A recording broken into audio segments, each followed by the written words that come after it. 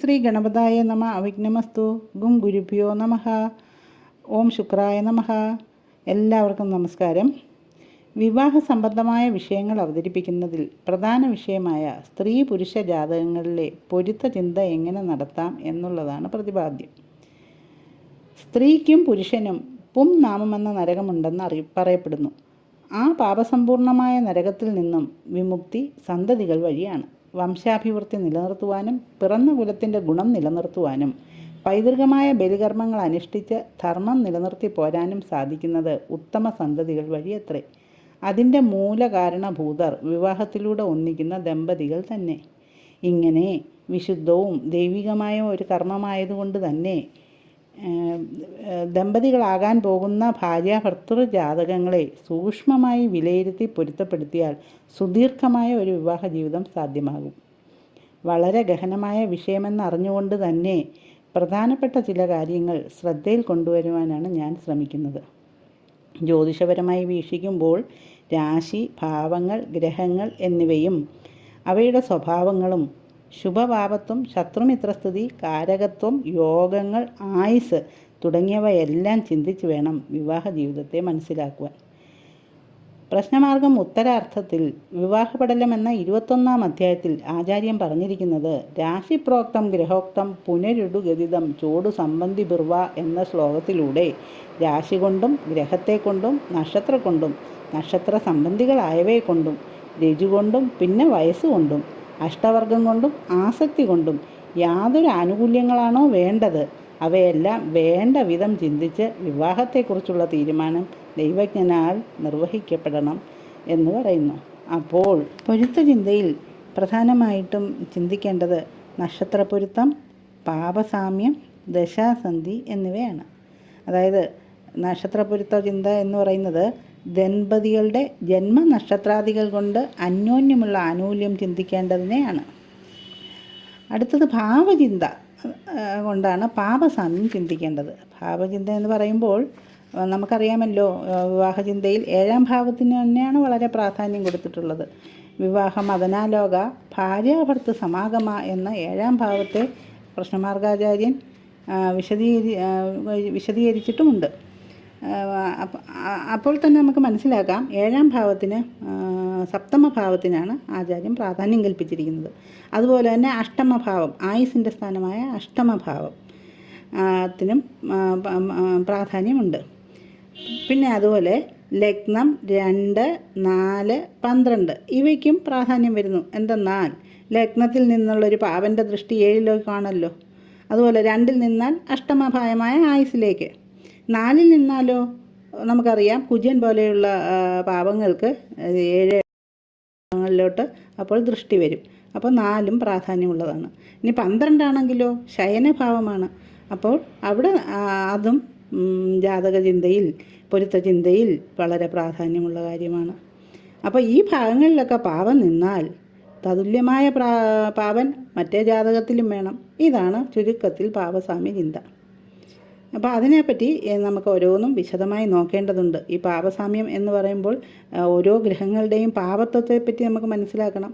അതായത് ഗ്രഹങ്ങൾ കുജൻ, ശനി, രവി, രാഹു, കേതു ഇവ ഇത്രയുമാണ് പാപന്മാരായിട്ട് നമ്മൾ കണക്കാക്കുന്നത്. അപ്പോൾ ഇതിൽ ഏറ്റവും കൂടുതൽ ദോഷം കുജന് തന്നെയാണ്. കുജൻ നമുക്കറിയാമല്ലോ, കുജൻ മേടം രാശി അധിപനായ കുജൻ ഹോരാചാര്യർ കൂരദിക്ക് എന്നും പറഞ്ഞാണ് വിശേഷിപ്പിച്ചിരിക്കുന്നത്. ഓരോ ഗ്രഹവും പാപനായാലും ശുഭനായാലും രാശികളിൽ പല വിധത്തിലുള്ള ഫലങ്ങളാണ് നൽകുന്നത്. അതായത് ഉച്ചരാശി, മൂലക്ഷേത്രം, സ്വക്ഷേത്രം, സുഖക്ഷേത്രം എന്നിവ ഗ്രഹങ്ങൾക്ക് ബലമുണ്ടാക്കുന്ന രാശികളാണ്. അതേസമയം ശത്രുക്ഷേത്രം, നീചം എന്നിവ ബലക്കുറവും ഉണ്ടാക്കുന്നു. ഇവ സ്ഥിരമായ അവസ്ഥകളാണ്. ഇതുകൂടാതെയാണ് സൂര്യൻ്റെ അടുപ്പം കൊണ്ട് ഗ്രഹത്തിന് മൗഢ്യം വരുന്നത്. അതുപോലെ തന്നെ ഒരേ രാശിയിൽ തന്നെ വർഗസ്ഥിതി അനുസരിച്ച് ഗ്രഹങ്ങൾക്ക് വ്യത്യസ്ത ഫലങ്ങളാണുള്ളത്. വർഗസ്ഥിതിയെപ്പറ്റി പറയുമ്പോൾ ക്ഷേത്രം, ഹോര, ത്രേകോണം, നവാംശം, ദ്വാദശാംശം, ത്രിശാംശം തുടങ്ങിയ ഷഡ്വർഗസ്ഥിതികളാണ് ഉദ്ദേശിക്കുന്നത്. ഉച്ചരാശി തുടങ്ങിയ 4 രാശികളിൽ ഷഡ്വർഗത്തിൽ ശുഭന്മാർ അധികമായാൽ ആ ഗ്രഹം ജാതന് സന്തോഷവും സമാധാനവും നൽകും. ഇഷ്ടമുള്ളത് നൽകും. നല്ല രീതിയിലായിരിക്കും ഇടപാട്. ദോഷം ചെയ്യാനുള്ള പാവൻ പോലും ഈ സ്ഥിതിയിൽ സൗമ്യമായിട്ടായിരിക്കും ദോഷം ചെയ്യുന്നത്. ഗ്രഹസ്ഫുടം കൃത്യമായി തയ്യാറാക്കിയിട്ട് വേണം ഗ്രഹത്തിൻ്റെ യഥാർത്ഥ സ്ഥിതി മനസ്സിലാക്കുവാൻ. ഇതിൽ നിന്ന് വേണം ശുഭഫലങ്ങളുടെ ആധിക്യവും അശുഭഫലങ്ങളുടെ കാഠിന്യവും അറിയാൻ. ഇനി നമുക്ക് 7-ലെ പാപന്മാരുടെ സ്ഥിതിയാണ് അറിയേണ്ടത്. 7-ലെ പാപം പൊതുവെ വിവാഹബന്ധത്തെ നശിപ്പിക്കുന്നവനാണ്. സ്ത്രീ ജാതകത്തിലായാലും പുരുഷ ജാതകത്തിലായാലും. പുരുഷ ജാതകത്തിൽ 7-ൽ പാപം നിൽക്കുമ്പോൾ സ്ത്രീ ജാതകത്തിൽ 7-ലോ ലഗ്നത്തിലോ പാപൻ ഇല്ലെങ്കിൽ പുരുഷൻ സ്ത്രീയെ ഉപദ്രവിക്കുന്നു.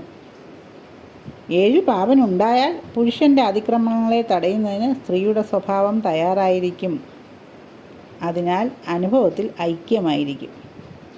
പുരുഷജാതകത്തിൽ 7-ലെ പാപൻ സ്ത്രീയുടെ ആയുസ്സിനെ ഹനിക്കുന്നതാണ്. സാധാരണ നിലയിൽ ഈ പാപൻ്റെ ദശയോ അപഹാരമോ നടക്കുമ്പോഴായിരിക്കും സ്ത്രീയുടെ മരണം. എന്നാൽ സ്ത്രീ ജാതകത്തിൽ 7-ൽ പാപനുണ്ടായാൽ സ്ത്രീ അപ്പോൾ മരിക്കുന്നില്ല.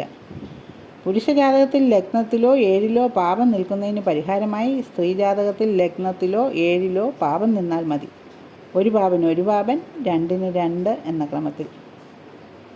പുരുഷജാതകത്തിൽ 7-ലൊരു പാപൻ നിന്ന് മറ്റൊരു പാപൻ 7-ലും പാപനെയും നോക്കുന്നുണ്ടെങ്കിൽ അതേ വിധം സ്ത്രീ ജാതകത്തിലും വേണം.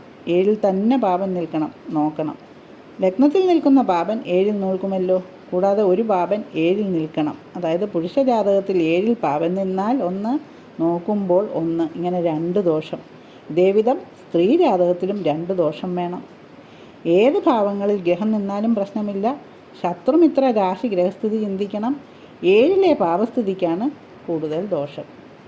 7-ൽ പാപം നിൽക്കുന്നു. ശത്രു രാശിയിലാണെങ്കിൽ മറ്റേ ജാതകത്തിലും അങ്ങനെ തന്നെ വേണം. നിൽക്കുന്ന രാശി കൊണ്ടുള്ള പാപൻ്റെ പാപബലവും ചിന്തിക്കണം. ഇനി 7-ാം ഭാവാധിപനായ പാപനാണെങ്കിലോ? ഭാവാധിപൻ ഭാവത്തിൽ നിൽക്കുന്നത് ഭാവത്തിന് ശുഭം ചെയ്യുമെന്നാണല്ലോ. 7-ാം ഭാവാധിപൻ 7-ൽ ഗുണം ചെയ്യും. എന്നാൽ ആ പാപൻ്റെ നിസർഗ സ്വഭാവത്തിനനുസരിച്ചായിരിക്കും ഇണയോട് പെരുമാറുക. ഇടവം, തുലാം, കുംഭം, കർക്കിടകം, ചിങ്ങം ഈ രാശി ലഗ്നങ്ങൾക്കാണല്ലോ 7-ാം ഭാവാധിപൻ പാപനാകുന്നത്. ഇടവരാശിക്ക് 7-ാം ഭാവാധിപൻ ചൊവ്വയാണ്.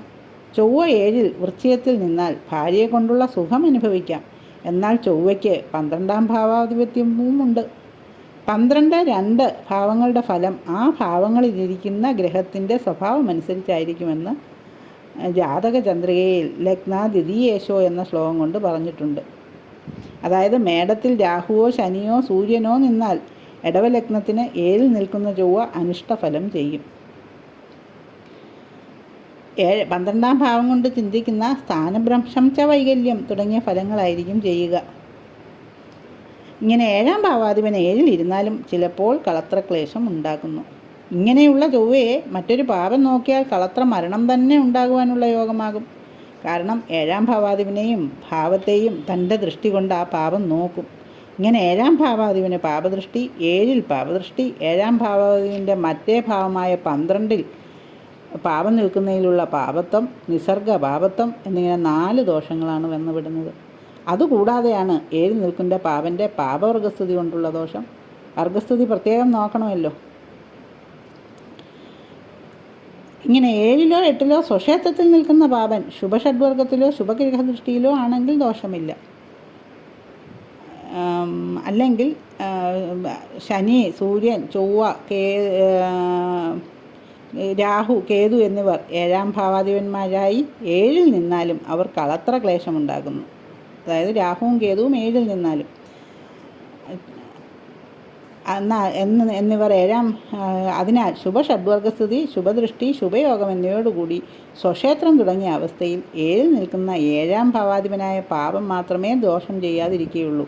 ഇങ്ങനെ അല്ലാതെ നിൽക്കുന്ന 7-ാം ഭാവാധിപൻ കളത്രഹാനി ഉണ്ടാക്കുന്നു. ഇനി അഷ്ടമത്തിലെ പാപനെ ചിന്തിച്ചാലോ? അഷ്ടമം ആയുസ്ഥാനമാണല്ലോ. എന്നാൽ 8-ൽ നിൽക്കുന്ന പാപൻ ജാതനെയും 7-ാം ഭാവത്തിൻ്റെ മാരകസ്ഥാനമായതിനാൽ കളത്രത്തെയും നശിപ്പിക്കുന്നു. എന്നാൽ 8-ലെ പാപൻ 2 പേരെയും കൊല്ലാൻ കഴിവുള്ളതാണ്. ആയുസ് കുറവുള്ളയാളാകും ആദ്യം മരിക്കുക. സ്ത്രീ ജാതകത്തിൽ 8-ൽ പാപൻ നിന്നാൽ ആ ജാതകത്തിൽ തന്നെ 2-ൽ ശുഭൻ നിന്നാൽ ഈ അഷ്ടമത്തിൻ്റെ പാപൻ്റെ ദോഷം കുറയും. എന്നാൽ ഭർത്താവിന് ആയുസ് വർദ്ധിക്കും, ജാതയ്ക്കും ആയുസ്സുണ്ടാകും. അവരവരുടെ ആയുസ്സിനനുസരിച്ചായിരിക്കും അനുസരിച്ചും മാരകകാലത്തിനനുസരിച്ചും മരിക്കും. എന്നാൽ 8-ൽ പാപം നിൽക്കാതെ 2-ൽ ശുഭം നിന്നാൽ ഭർത്താവിൻ്റെ ആയുസ്ഥാനത്തായതിനാൽ ഭർത്താവിന് ആയുസ് കൂടും. ജാതയുടെ ആയുസ്ഥാനത്ത് 2-ലെ ശുഭം നോക്കുമെങ്കിലും നിൽക്കുന്നത്ര ഗുണം വരില്ല. എന്നാൽ ഭർത്താവിന് ആയുസ് കൂടും. ജാത ആദ്യം മരിക്കും. ഇനി 7-ലും 8-ലുമുള്ള പാപന്മാർക്ക് വേറൊരു പരിഹാരമുള്ളത് 9-ൽ ഒരു ശുഭം നിൽക്കുക എന്നതുള്ളതാണ്. 9-ൽ ശുഭം നിന്നാൽ ആ സ്ത്രീക്ക് വൈധവ്യം വരികയില്ല. എന്നാൽ 9-ൽ നിൽക്കുന്ന ഗ്രഹത്തിന് പറഞ്ഞിട്ടുള്ള സന്യാസ യോഗമാണ് ഉണ്ടാവുക. ഇനി 12-ലെ പാവനെ പറ്റി ചിന്തിക്കാം. 12-ാം ഭാവം വിവാഹ ജീവിതത്തിൽ മണിയറയാണ്, കിടപ്പുവട്ടങ്ങൾ. 12-ൽ ശുഭം നിന്നാൽ ഭാര്യാഭർത്താക്കന്മാരുടെ ശയനം ആഘോഷങ്ങളോടെയും സംതൃപ്തിയോടെയും ആയിരിക്കും. ഇതിന് പരിഹാരമായി പുരുഷൻ്റെ ജാതകത്തിലും 12-ൽ പാപം നിന്നാൽ ഈ അകൽച്ച ഇരുവർക്കും സമ്മതമായിട്ടായിരിക്കും സംഭവിക്കുക. അകൽച്ച ഇല്ലാതാകുകയില്ല. 1-ൽ ശുഭനും 1-ൽ പാപനും നിന്നാൽ ശുഭം നിന്നയാൾ ആഗ്രഹിക്കും, പാപം നിന്നയാൾ എതിർക്കും. ഇത് അസംതൃപ്തിക്കും വഴക്കിനും കാരണമാകും. ഇനിയുള്ളത് 4-ലെ പാവനെ പറ്റിയാണ് ചിന്തിക്കേണ്ടത്. 4-ാം ഭാവം സ്വഭാവശുദ്ധിയാണ്.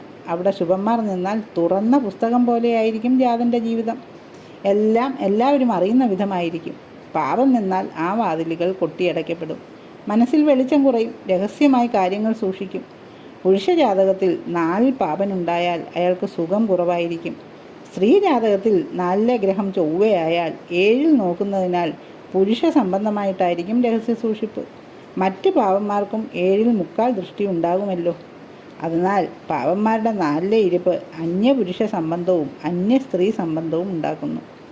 പാപന്മാരായതിനാൽ അനിഷ്ടഫലം ചെയ്യുന്നു. ഇതിന് ഏറ്റവും പറ്റിയ ഉദാഹരണം കമലഹാസൻ, ആക്ടർ കമലഹാസൻ്റെ ജാതകമാണ്. അത് ഞാൻ ഇതിനോടൊപ്പം കൊടുക്കുന്നുമുണ്ട്. അത് ശ്രദ്ധിക്കുന്നത് നന്നായിരിക്കും. ഇനി 4-ൽ പാപം നിൽക്കുന്ന സ്ത്രീ ജാതകത്തിൽ 4-ൽ പാപം നിൽക്കുന്ന അല്ലെങ്കിൽ 10-ൽ പാപനുള്ള പുരുഷ ജാതകം സാമാന്യമായി എടുക്കാവുന്നതാണ്. എന്നാൽ പൊതുവെ കളത്രദോഷം ഉണ്ടാകുന്നില്ല. അല്ലെങ്കിൽ വിവാഹ സംബന്ധത്തിന് ഭിന്നത വന്നേക്കാവുന്ന ദോഷമായി തീരാം.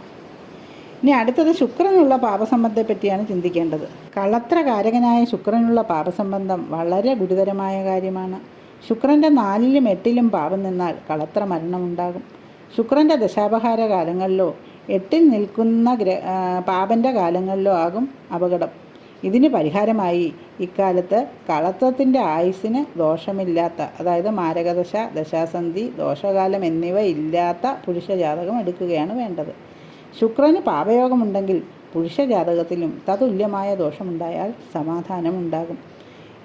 ഇങ്ങനെയൊക്കെയാണ് പാപസാമ്യ ചിന്ത നടത്തേണ്ടത്. അടുത്ത നക്ഷത്രപ്പൊരുത്ത ചിന്തയും ദശാസന്ധി ചിന്തയും നടത്തേണ്ടതുണ്ട്. അത് നമുക്ക് ഇനിയൊരു ഓഡിയോയിൽ സംസാരിക്കാം. എല്ലാവർക്കും നമസ്കാരം.